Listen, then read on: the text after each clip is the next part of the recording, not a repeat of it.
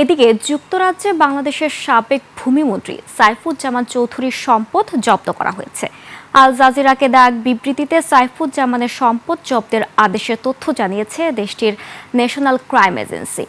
এছাড়া তারা জানায় বাংলাদেশের আবেদনের পরিপ্রেক্ষিতে সাইফুজ্জামানের বিরুদ্ধে পদক্ষেপ নেওয়া হয়েছে।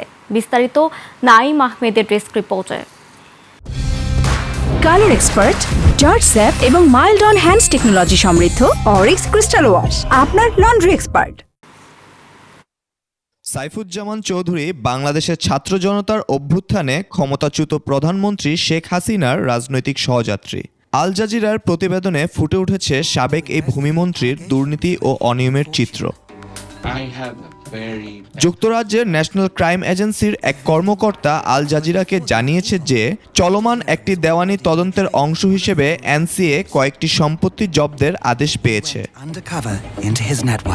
গত বছর আল জাজিরার এক অনুসন্ধানী প্রতিবেদনে উঠে এসেছিল ৫৬ বছর বয়সী সাইফুজ্জামান যুক্তরাজ্যে ৩৫০টির বেশি সম্পদের কথা। তবে এর মধ্যে ঠিক কতগুলোর বিষয়ে এনসিএ পদক্ষেপ নিচ্ছে তা এখনও স্পষ্ট নয়।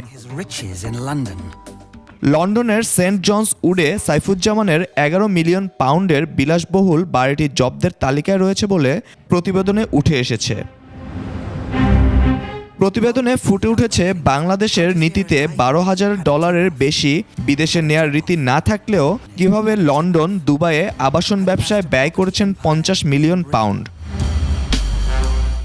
বাংলাদেশ কর্তৃপক্ষের তদন্তের সহায়তার অংশ হিসেবে বিগত সরকারের আমলে করা দুর্নীতির বিরুদ্ধে অভিযোগে ব্যবস্থা গ্রহণ সহ সম্পদ ক্রোক করছে যুক্তরাজ্য সরকার।